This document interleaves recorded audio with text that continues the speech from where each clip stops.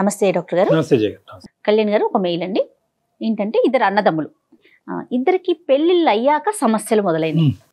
అది తీవ్ర స్థాయికి వెళ్ళిపోయి విడిపోయే పరిస్థితి దాకా వెళ్ళిపోయారు.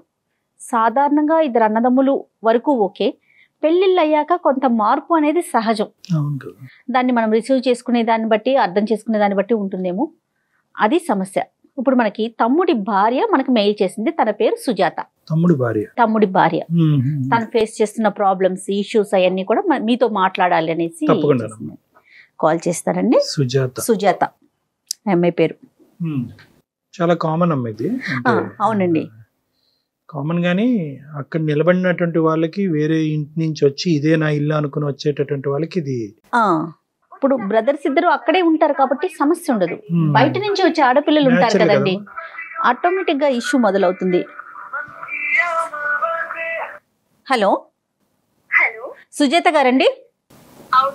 నమస్తే అండి, నేను జయాని అందమైన జీవితం ప్రోగ్రామ్ నుంచి కాల్ చేస్తున్నాను.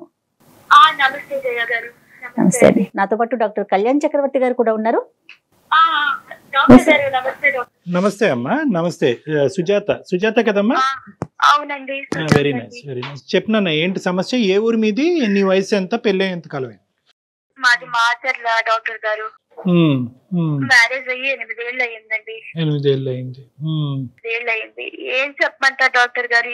నిజంగా నేను ఒక భార్య స్థానంలో ఉన్నాను, కానీ ఒక పని మనిషి లాగా, ఒక మెషిన్ లాగా పడున్నానండి. 8 ఏళ్ల నుంచి పిల్లలు లేరండి. కనీసం నన్ను ప్రేమగా అర్థం చేసుకునే భర్త కాదు కదా. అసలు నేను ఎందుకున్నానో, అసలు ఎందుకు బ్రతకాలో, ఎవరి కోసం బ్రతకాలో. ఒక ఆడపిల్లకి అమ్మా నాన్న తర్వాత, పెళ్ళయిన తర్వాత అన్ని భర్తే కదా సార్, భర్తే కదా అంటారు. అలాంటిది భర్తే మనకి సర్వస్వం అనుకున్నప్పుడు అలాంటి భర్త మనల్ని అర్థం చేసుకోకుండా, అయితే విషయం ఏంటంటే డాక్టర్ గారు, ఆయనకి సమస్తం అన్ని వాళ్ళ అన్నయ్య వదిన మాట జవదాటదండి. అంతకు మించి ఇంక ఏమీ లేదు. నేనున్నానో లేదో, అసలు ఏంటి, నాకేం కావాలి, కొంచెం ప్రేమగా మాట్లాడే ఇది కూడా లేదండి నాతో. వాళ్ళకి పిల్లలు ఉన్నారా?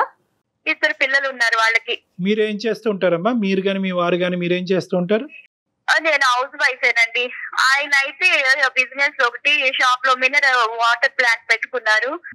అయితే ఇల్లు ఉండేది కూడా ఇప్పుడు ప్రెసెంట్ వాళ్ళది ఉండేది ఓన్ హౌసేనండి. మా పెళ్లికి ఏమని చెప్పి మాకు మా అమ్మ నాన్నలు వాళ్ళు అందరిలోని పెళ్లికి చెప్పిన మాట ఏంటంటే, ఇల్లు ఇద్దరిది అన్న తమ్ముళ్ళది అని చెప్పారండి. అప్పట్లో అది ఒక 25 లక్షలు వాల్యూ చేసేది. ఇప్పుడు అది ఇన్నేళ్లుగా చేసే దగ్గర మాకు ఒక 50 లక్షల వరకు అన్న వస్తుంది. అట్లీస్ట్ వాళ్ళు ఎంత చెప్పిన మాటకి కూడా విలువ ఇవ్వకుండా, అయ్యో పెద్దల సమక్షంలో చెప్పాము, వీళ్ళకి ఇంత వర్త్ వస్తుంది, వీళ్ళకి ఇంత ఇవ్వాలి వాట, మరి ఇవ్వకపోతే వాళ్ళ లైఫ్ ఏమవుతుంది, వాళ్ళకి కూడా ఉంది కదా ఫ్యామిలీ అన్న ఒక పాయింట్ ఆఫ్ వ్యూ లో కూడా వాళ్ళకి ఇంత పీనాస్ అంటే అంత పీనాసిగా బిహేవ్ చేస్తున్నారండి. ఆ ఇంట్లో వాళ్ళు ఉంటున్నారమ్మా? వాళ్ళ ఇంట్లోనే వాళ్ళు ఉంటున్నారండి. మేమైతే ఇంకా బయటికి రెంట్కి వచ్చేసాం వేరే చోటికి. ఎందుకు వచ్చారమ్మా? అసలు బయటికి రావాల్సిన పరిస్థితి ఏమైందమ్మా? ఎందుకు వచ్చారు? ఏమైనా గొడవ పడి వచ్చారా, లేదంటే విడిగా ఉంటే బాగుంటుంది? అంటే గొడవ కాదు డాక్టర్ గారు. మా తోటి కోడలు ఉన్నారు కదా, తోటి కోడలు అంటే మనకి అసలు శత్రువు అని కూడా మనం చెప్పలేవండి. పైకి అయితే అసలు మాటల్లో కనిపించరు, కానీ వాళ్ళు చేసే ప్రతి పనిలో కూడా వాళ్ళ మోసం నాకు వాళ్ళ కళ్ళల్లో కనిపిస్తుంది. చూడు నేను ఎలా చేస్తున్నాను, నిన్ను ఇన్ని విధాలుగా అవమానిస్తున్నాను, నీ మొగుడిని నేను ఎలా చెప్పు చేతుల్లో పెట్టుకుంటున్నాను, ఒక పనోడు లాగా ట్రీట్ చేస్తారండి మా ఆయన్ని. మా ఆయనకి అసలు అర్థమే కావడం లేదు. చూడు ఈ మాటలన్నీ వాళ్ళు అంటారమ్మా? నీతో అన్నారా? అన్నారండి, అన్నారు. కానీ నాకు వాళ్ళు చేసే ప్రతి పనిలో, ప్రతి చూపులో నాకు అది గుచ్చుకుంటాయి, తగులుతాయి. బావగారు కూడా అలానే ఉంటారా? బావగారు అలాగే ఉంటారండి. మా తోటి కూడా ఆమె కళ్ళల్లో అయితే పర్టికులర్ గా తెలుస్తుంది. ఆయన ఎలాగంటే ఇప్పుడు ఏదన్నా ఒక ఫంక్షన్ కి అటెండ్ అయితే అన్న తమ్ముళ్ళు ఇద్దరిని ఎలా ట్రీట్ చేస్తారండి, అలా ఉండదు. అతను వస్తే ఏదో ఒక పెద్ద సెలబ్రిటీ లాగా రండి కూర్చోండి అని సైడ్ వేసి ఇలా రకరకాలుగా ఆయన్ని ఒక జమీందార్ లాగా, ఒక ఏదో పెదరాయుడు టైప్ లో ఆయన్ని ట్రీట్ చేస్తారు. మా ఆయన పక్కన ఒక పనోడు లాగా, అది ఏమైనా ఫంక్షన్కి వెళ్తే అక్కడ సిలిండర్లు మోస్తూ, లేదంటే వాళ్ళకి ఇది చేస్తూ, ఒరే అది చేయరా ఇది చేయరా అని మా ఆయన ఒక పనోడు లాగా వాడుకుంటారండి. విలువ లేకుండా అయిపోయింది.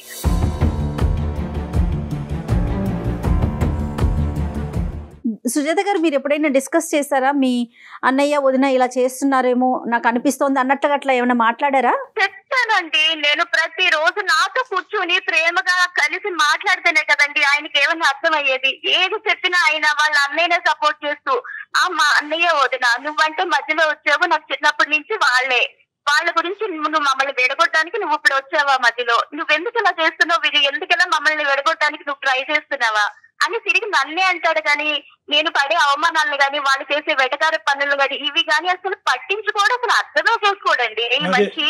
నాకు ప్రేమ కావాలి, నాకు ఒక అటెన్షన్ కావాలి అని నువ్వు అంటూ ఉంటే దాన్ని పెడర్థంగా తీసుకుని మా అన్నదమ్ముల మధ్యన నువ్వు చిచ్చు పెడతావు అనే విధంగా అతను మాట్లాడుతున్నాడండి. అతను అటువైపు ఎక్కువ టైం స్పెండ్ చేస్తున్నాడు. అతనికంటూ సెల్ఫ్ రెస్పెక్ట్ వాళ్ళు ఇవ్వకపోయినా కూడా అదే లోకంలాగా అతను బతుకుతున్నాడు. కానీ నీ వరకు నిన్ను ఎలా చూసుకుంటున్నాడమ్మా? అంటే మీ ఇంటికి కావాల్సినటువంటి వసతులు, సదుపాయాలు, లేదంటే నీ అవసరాలు, మీ ఇద్దరి మధ్యన ఉండే భార్యాభర్తల సంబంధం, ఇవన్నీ ఎలా ఉన్నాయమ్మా? అది అంతా నార్మలేనండి. కానీ లైఫ్ పార్ట్నరే పడే బాధలను అర్థం చేసుకోకుండా, నేను ఎన్ని ప్రాబ్లమ్స్ ఫేస్ చేస్తున్నాను అడుగడుగునా సరే, ఇవేమీ పట్టించుకోకుండా గుట్టిగా వాళ్ళ అన్న వదిన నామజపం చేస్తూ నువ్వే తప్పుగా అర్థం చేసుకుంటా.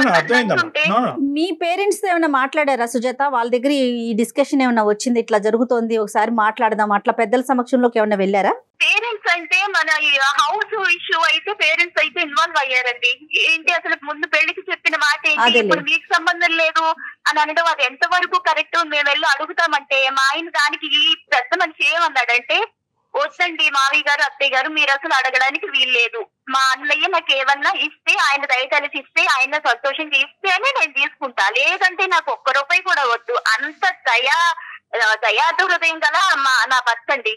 ఈ మనిషిని మరి ఏం అనాలో నాకు కూడా అసలు ఏం అర్థం కావట్లేదండి. విసిగి విరక్తి చెందున్నారు. అసలు సంబంధం ఎలా ఉందమ్మా మీ తోటికోడలతో గానీ, మీ బావగారితో గానీ, మీ అందరి మధ్య రిలేషన్షిప్, మాటలు ఎలా ఉన్నాయి? వాళ్ళు మీ ఇంటికి వస్తూ ఉంటారా? ఇంటికి వచ్చినప్పుడు నువ్వు ఎలా రియాక్ట్ అవుతూ ఉంటావు? ఎన్ని సందర్భాల్లో మీరు అక్కడికి వెళ్తూ ఉంటారు? అక్కడ ఉన్నప్పుడు మీకు ఎలాంటి ట్రీట్మెంట్ వస్తూ ఉంటుంది? ఇన్నేళ్లలో డాక్టర్ గారు వాళ్ళు మా ఇంటికి ఎన్నిసార్లు వచ్చినా ఉత్తి చేతులతో వస్తారండి. అంటే ఏదో మాకు మోసుకొచ్చేయాలి, తెచ్చేయాలి అని కూడా నేను ఆశపడట్లేదు. మా ఆయన వెళ్ళిన మేము ఎన్ని చిన్న ఫంక్షన్లు కానీ, ఒక్క చిన్నది ఏ అకేషన్ జరిగినా మా ఆయన అయితే మొత్తం అన్ని ఫ్రూట్స్, స్వీట్స్, డ్రింక్స్ ఒక్కటి కాదండి, సమస్తం మోసుకెళ్తారండి. అలాంటిది ఇప్పుడు వాళ్ళు వచ్చినప్పుడు అట్లీస్ట్ అయ్యో ఒక ఇంటికి వెళ్తున్నామో, ఒక పండో, ఒక ఫలమో, లేదంటే ఒక స్వీట్ హాట్ ఏది తీసుకెళ్ళామో ఒక్క చిన్న ఆ మాత్రం కూడా ఇంగితం తెలియదండి వాళ్ళకి. అంతవరకు నాకు అర్థమైందమ్మా. మీ ఆయన వాళ్ళు తీసుకురాకపోతే బాధపడ్డు, ఇతను తీసుకెళ్ళటానికి కష్టపడ్డు, అదైతే నాకు అర్థమైంది. అది ఇష్యూ కాదు. నీ రిలేషన్షిప్ ఎలా ఉంది వాళ్ళతో అని అడుగుతున్నాను. మాటలు ఉన్నాయా లేదా? మాటలన్నీ ఉన్నాయండి, మాటలు మామూలే. కాకపోతే బయట మా ఇద్దరికి మాకు మాత్రమే తెలుస్తుంది. మా ఆయనతో అంతా బానే ఉంటుంది. ఏమన్నా చిన్న పని ఉంటే చాలు ఫోన్ చేస్తారా, హలో అంటే పిలిపించుకుంటాడు, అన్ని పనులు చేయించుకుంటాడు పెద్ద మనిషి. ఈయనకు పని ఉంది అన్నయ్య, నాకు ఇది ఇందులో ఉన్నాను, నేను ఇప్పుడు రాలేనని ఒక్క మాట నోట్లోంచి రాదండి. ఇక్కడ ఈయనకి ఎంత అర్జెంట్ పని ఉన్నా, అసలు వెళ్లే పరిస్థితి, ఒంట్లో బాగాలేకపోయినా సరే లేచి వెళ్ళిపోయి అన్ని రకాలుగా చేసి వస్తాడు ఈ మనిషి. మీ హస్బెండ్ తో ఏమైనా మాట్లాడొచ్చా మనం ఒకసారి? అసలు ఆయన వర్షన్ ఎలా ఉంది ఏంటి అనేది? తప్పకుండా అండి. ఓకే, మీరు ఒకసారి విషయం చెప్పి మరి ఎట్లా కాన్ఫరెన్స్ లోకి ఏమైనా తీసుకుంటారండి? నేను చేస్తాను. రైట్, మేము లైన్ లో ఉంటాం. The person you are speaking with has put your call on hold. Please stay on the line. మీరు హలో అమ్మా సుజాత చెప్పండి. నరసింహ గారండి మా ఆయన పేరు. ఆయన లైన్ లో ఉన్నారండి. ఓకే నమస్తే అండి నరసింహ గారు. నమస్తే అండి. ఎవరండి? నేను సుమన్ టీవీ అందమైన జీవితం ప్రోగ్రామ్ నుంచి కాల్ చేస్తున్నానండి. ఓకే. మీ వైఫ్ నరసింహ గారు, ఒక చిన్న అంశం. మీ వైఫ్ ఏంటంటే మాకు ఆవిడ అంటే బహుశా ఎవరితో చెప్పుకోవాలో, ఏ విధంగా ఈ ప్రాబ్లంకి ఒక సొల్యూషన్ లభిస్తుందో తెలియక, మీరు చాలా మంచి వ్యక్తి, చాలా మనసున్న వ్యక్తి, మీ ఇద్దరి యొక్క బాండింగ్ అనేటటువంటిది చాలా గాఢమైనటువంటి బంధంగా ఇంతకాలం నడిచింది. ఎటొచ్చి ఏంటంటే మీ బ్రదర్తో మీకుండేటటువంటి ఒక రిలేషన్షిప్, దాని గురించి కూడా ఆవిడ ఏం కంప్లైంట్ చేయట్లేదు, మీ బ్రదర్తో మీరు ఎలా ఉన్నారో అలా అని. కానీ ఎటొచ్చి ఏంటంటే ఈ మొత్తం దాంట్లో మిమ్మల్ని వాళ్ళు ట్రీట్ చేసేటటువంటి విధానం గురించి ఇబ్బందికరంగా ఉంది అనేది ఒకటి చెప్పడం జరిగింది. రెండోది ఏంటంటే తనకి ఇవ్వాల్సినటువంటి ఒక అంటే సమయం కానీ, లేదంటే ఆ ఆలోచన కానీ, ఇటువైపు ఉండేటటువంటి మీ ఫోకస్ అండ్ కాన్సన్ట్రేషన్ కూడా అంత లేదు అన్నట్టుగా ఆవిడ చెప్పిందండి. నేను ఎవరు, నీ ఇంట్లో నా స్థానం ఏంటి, అతని బ్రదర్తో ఉండేటటువంటి బాండింగ్ ఆ స్థాయిలో ఎందుకు ఉంది, ఇక్కడ ఈ కనిపించినటువంటి ఇంపార్టెన్స్ అక్కడ ఎందుకు కనిపిస్తుందని కొన్ని ప్రశ్నలకి సమాధానం ఎత్తుక్కుంటూ, అలా కాదమ్మా అతనితో మాట్లాడితే బాగుంటుంది, ఒకసారి అతనితో ఫోన్ కలపమ్మా అనేటప్పటికి మీకు కలపడం జరిగింది. మీ ఉద్దేశం ఏంటో చెప్పండి నరసింహ గారు. ఎక్కడున్నారు మీరు? నేను బయట ఉన్నాను. బయట అంటే? బయటకు వెళ్తున్నాను. అన్నయ్య ఒక చిన్న పని చెప్పాడైతే దానికోసం. అన్నయ్య సార్, డాక్టర్ గారు విన్నారండి? ప్రతిదీ అలా చూడకండి, వక్రీకరించి చూడకూడదు, భూతద్దంలో చూడకూడదు. ఒకసారి అతని వర్జన్ ఇక్కడ పర్పస్ అతను ఏ పని మీద వెళ్ళాడు అన్నది కాదు, అతను ఏంటి అతని ఉద్దేశం కనుక్కుందాం, దాన్ని బట్టి మనం సొల్యూషన్ ఐడెంటిఫై చేద్దాం. కొద్దిగా ఓపిక పట్టండి. అన్నయ్య చిన్న పని చెప్పాడు కాబట్టి వెళ్ళినా, ఇప్పుడు దానికి ప్రాబ్లం ఏంటి? ఏంటి పని ఏం చెప్పాడు అన్నయ్య?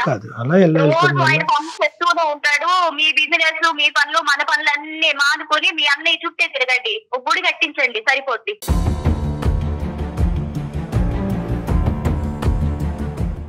ఒక అసలు భర్తగా అసలు ఏం చేస్తున్నారో నాకు ఇంట్లో అనేది నాకు ఏం అర్థం కావట్లేదు. ఇన్నేళ్లు వేసి వేసి వేసి వేసి ఇక నాకు అయిపోయింది నీతో, ఇంకా నా వల్ల కాదు.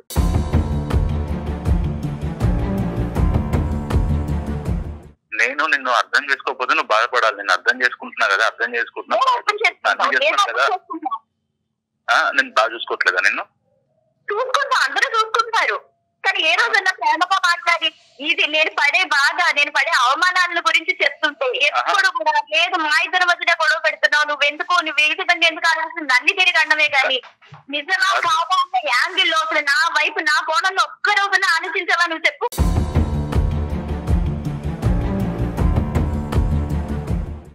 నేను నీకు కరెక్ట్ తిండి పెట్టట్లేదా, నేను కరెక్ట్ బాగా చూసుకోవట్లేదా, లేకపోతే నేను ఎటు తీసుకెళ్ళట్లేదా?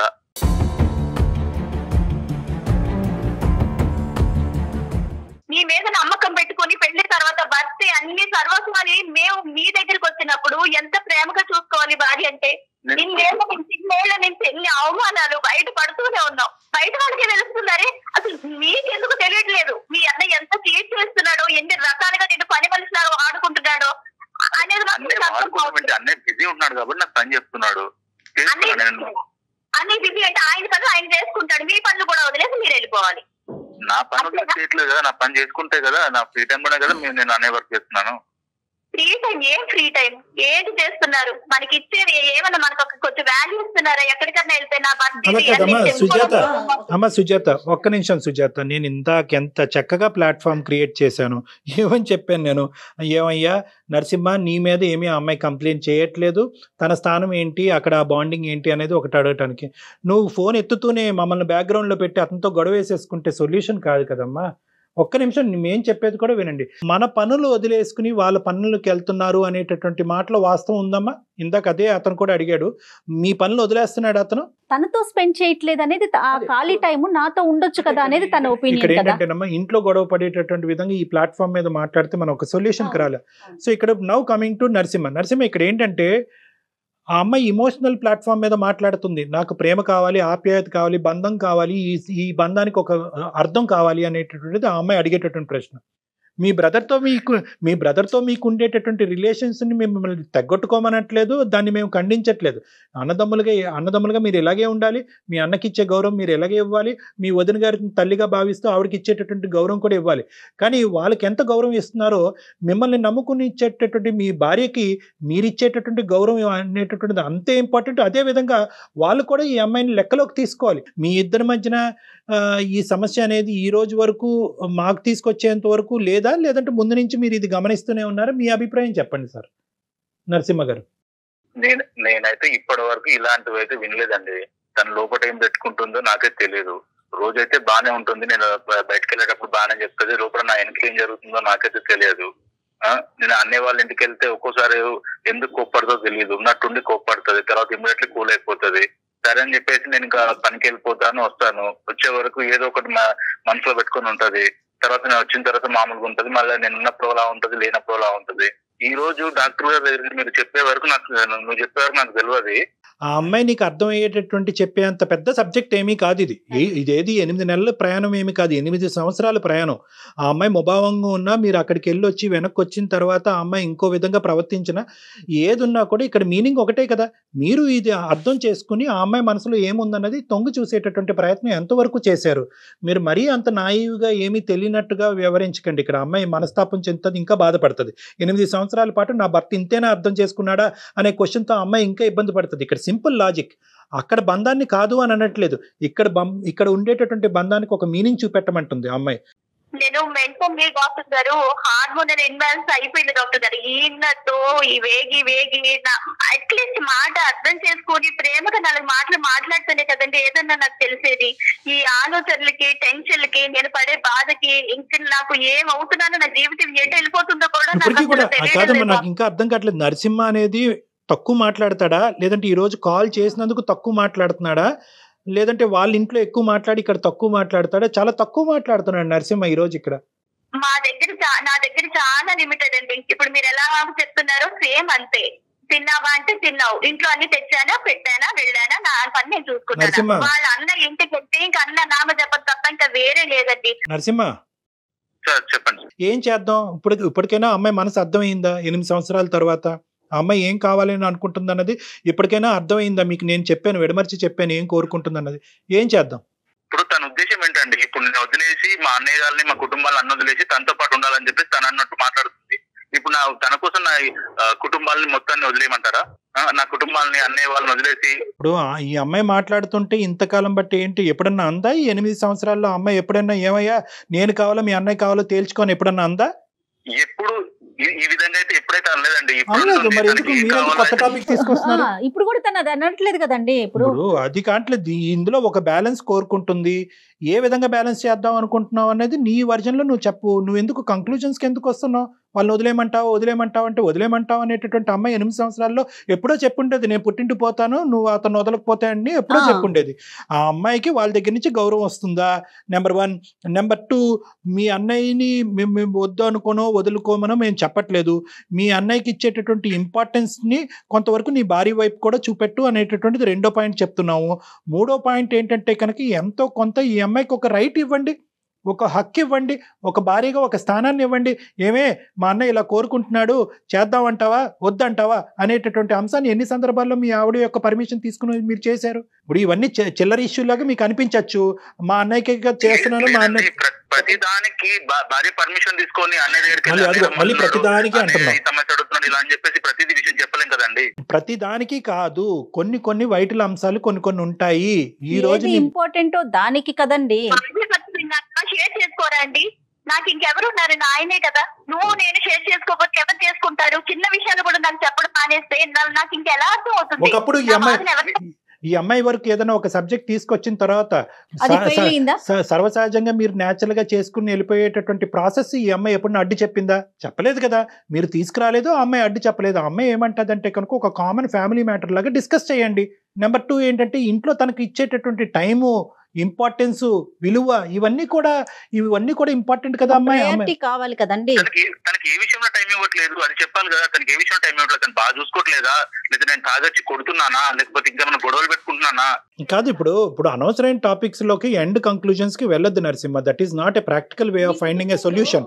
ఇక్కడ ఏంటంటే ఇక్కడ ఆ అమ్మాయి ఒక ఇమోషన్ తో మాట్లాడుతుంది. ఏంటి ఆ ఇమోషన్ అంటే కనుక నాకు ఇవ్వాల్సినటువంటి ఇంపార్టెన్స్, నాకు ఒక స్థానాన్ని నా భర్త ఇవ్వలేకపోతున్నాడు. ఇక్కడ ఏంటంటే అన్నయ్యకి ఇచ్చేటటువంటి గౌరవం వర్సెస్ భార్యకి ఇచ్చేటటువంటి ఇంపార్టెన్స్, స్థానం, ఈ రెండిట్ల మధ్యన నువ్వు ఒక బ్యాలెన్స్ తీసుకురావటం గురించే మేము చేసేటటువంటి ప్రయత్నం, నీలో ఒక ఆలోచన తెప్పించేటటువంటి ప్రయత్నం. కానీ ఈరోజు భార్యను వదిలేసుకోవాలో అన్నయ్యను కాదనుకోవాలో అనేటటువంటి సబ్జెక్టు విధంగా మేము మాట్లాడట్లేదు. ఇవన్నీ కాదు.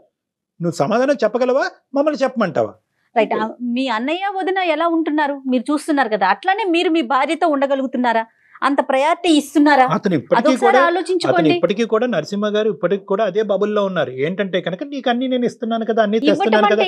ఏంటి కళ్యాణ్ అంటే గారు? అతను అంటే ఏంటి, అదే ఇందాక ఓపెనింగ్ స్టేట్మెంట్ నేను చెప్పాను, ఆ అమ్మాయి ఇమోషనల్ గా అడిగేటటువంటి ప్రశ్నకి మీరు మెటీరియలిస్టిక్ గా సమాధానం చేస్తున్నారు. ఇదిగో డబ్బులతో కొని ఇచ్చేది ఇల్లు, డబ్బులతో కొని ఇచ్చేది తిండి, డబ్బులతో కొని ఇచ్చేటటువంటిది బట్ట అని అంటున్నారు. కానీ డబ్బులతో మనసును కొని ఇవ్వగలరా? నాకు తెలిసి మేమైతే సంతోషంగా ఉంటున్నాము డాక్టర్ గారు. మీరు సంతోషంగా ఉంటున్నారా? మీరిద్దరు సంతోషంగా ఉంటున్నారండి? సంతోషం అనేటటువంటిది డబుల్ పేర. చెప్పమ్మా, సారీ సుజాత చెప్పమ్మా. ఇంక ఈ మనిషి మాత్రం మారడండి. ఇంకా వాళ్ళు చేసే పనులకి, వాళ్ళు పెట్టే బాధలకి నాకు నిజంగా పేరు తెగిపోతున్నాయి డాక్టర్ గారు. నాకైతే ఈ మనిషి మీద ఇంకా నాకు నమ్మకం లేదు.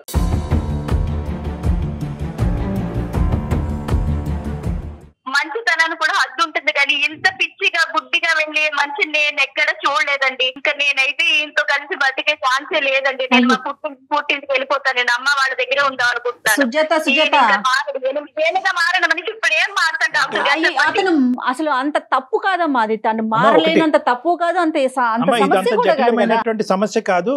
నిజంగా నువ్వు అటువంటి స్టెప్ తీసుకోవాల్సినటువంటి జటిలమైనటువంటి పెద్ద సమస్య అయితే కాదమ్మా.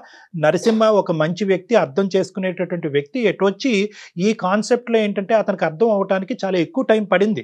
ఇప్పుడైనా కూడా ఈ ప్రాబ్లం కి ప్రాక్టికల్ సొల్యూషన్ అతను ఐడెంటిఫై చేస్తాడా, నన్ను చెప్పమంటాడా అన్నది ఒకసారి అవకాశం ఇచ్చి చూద్దాం అమ్మా. నరసింహ చెప్పండి. డాక్టర్, ఇన్ని రోజులు సమస్య అనేది ఇద్దరి మధ్యలో ఉండే, ఇప్పుడు సమస్య అనేది మీ వరకు వచ్చింది కాబట్టి మీరేం చెప్తే నేను అది ఫాలో అవుతాను డాక్టర్ గారు. Super super. నరసింహ వాళ్ళ బ్రదర్ కి అర్థమయ్యేటటువంటి విధంగా ఈ సమస్యను తీసుకెళ్లాలి వాళ్ళ బ్రదర్ దగ్గరికి. అన్నయ్య, 8 సంవత్సరాల పాటు మేము కాపురం చేసి ముందుకు ప్రయాణం సాగుతున్నా కూడా ఈరోజు నా భార్య సుఖపడట్లేదు, సంతోషంగా లేదు అని అంటుంది. పిల్లలు లేకపోవటం ఒక ఎత్తు అయితే కనుక నా దగ్గర నుంచి ప్రేమ, టైము ఇలాంటివి లేకపోవటం అనేది ఇంకో పెద్ద సమస్యగా మాకు మారిపోయింది. మీ ఇద్దరు హ్యాపీగా ఉన్నారు, మీ ఇద్దరికి 2 పిల్లలు ఉన్నారు. కాబట్టి నేను కొంత సమయం నా భార్యకి ఇవ్వాలి, నా భార్య వైపు ఫోకస్ చేయాలి, నా భార్యకి నేనున్నాను అనేటటువంటి నమ్మకాన్ని నేను క్రియేట్ చేయాలి, నాకు కొంత సమయం కావాలి. ఈ సమయంలో నువ్వు చెప్పినటువంటి పని చేయకపోయినా, నీకు కావలసినటువంటి విధంగా నేను ఉండకపోయినా నువ్వు అపార్థం చేసుకోవద్దు అనేది ఫస్ట్ మీ బ్రదర్లో ఆలోచన కల్పించవలసినటువంటి బాధ్యత నరసింహ నీ మీద ఉంది. నెంబర్ 1. నెంబర్ 2 ఏంటంటే, ఇలా అడుగుతున్నాడు అన్నయ్య, చేస్తే బాగుంటుంది అని అంటే కనుక ఖచ్చితంగా అమ్మాయి ఒప్పుకుంటుంది. ఆ అమ్మాయి మనసు చాలా పెద్దది. 8 సంవత్సరాల పాటు మీరు ఆ అమ్మాయిని పూర్తిగా పట్టించుకోకపోయినా కూడా ఆ అమ్మాయి మనసు పెద్దది కాబట్టి ఈరోజు భరిస్తూ ఆలోచిస్తూ అలా ఆగిపోయిందే కానీ దాన్ని నిలదీయటం కానీ ఆ అమ్మాయి ఇంకో విధంగా ఆలోచించడం కానీ చేయలేదు. సో కాబట్టి ఏంటంటే, మీరు ఏదన్నా ఒక సబ్జెక్ట్ ఉంటే కనుక మొహమాటం లేకుండా, భయం లేకుండా, ఈ అమ్మాయి అభ్యంతరం చెప్తాది అనే ఆలోచన లేకుండా ఆ అమ్మాయి వరకు తీసుకొచ్చే ప్రయత్నం చేయండి. ఇది నెంబర్ 2. అప్పుడు ఆ అమ్మాయికి ట్రాన్స్పరెన్సీ వస్తుంది, నమ్మకం వస్తుంది. నా స్థానానికి ఒక ఇంపార్టెన్స్ ఇచ్చి వచ్చి నా భర్త నా పర్మిషన్ తీసుకుని అక్కడికి వెళ్తున్నాడు కదా అనేటటువంటి ఒక ఆనందం ఆ అమ్మాయిలో ఉంటుంది. ఇది నెంబర్ 2. నెంబర్ 3, సుజాత నీకు చెప్పేది ఏంటంటేనమ్మా, ఇదేదో ఓవర్ నైట్ జరిగిపోయేటటువంటి కార్యక్రమం కాదమ్మా. ఎందుకంటే ఇంతకాలం వాళ్ళ అన్నదమ్ముల మధ్యన ఉండేటటువంటి బంధం ఇంకో లెవెల్కి వెళ్ళిపోవటం వల్ల, వాళ్ళిద్దరి మధ్యన అండర్స్టాండింగ్ ఇంకో లెవెల్కి వెళ్ళిపోవటం వల్ల ఇది స్లోగా over a period of time మార్పు జరిగేటటువంటి అంశమే కానీ ఇది రాత్రి జరిగేది అంశం కాదు. ఇది సుజాత నీకు చెప్పే మాట. మీరు ఏదైతే చెప్పారో అది నేను ఈ రోజు నుంచి నేనైతే ఫాలో అవుతాను. ఫస్ట్ ఆఫ్ ఆల్ ఏంటంటే, నువ్వు మీ ఆవిడ ఫస్ట్ మీరిద్దరు ఇంట్లో కూర్చుని, మీరు ఎక్కడైతే ఉన్నారో అక్కడి నుంచి తిరిగి వచ్చిన తర్వాత మీరిద్దరు కూర్చొని డిస్కస్ చేసుకోండి, గొడవ పడద్దు.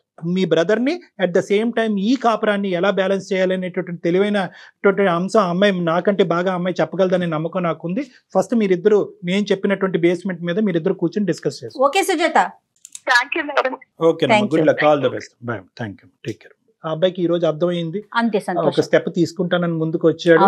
సో బహుశా వాళ్ళిద్దరు కాపురానికి ఒక మంచి రోజులు వచ్చినాయి అన్నది మనం నమ్మి తప్పకుండా. ఓకేనమ్మా, రైట్ అండి. Thank you so much Kalyan గారు.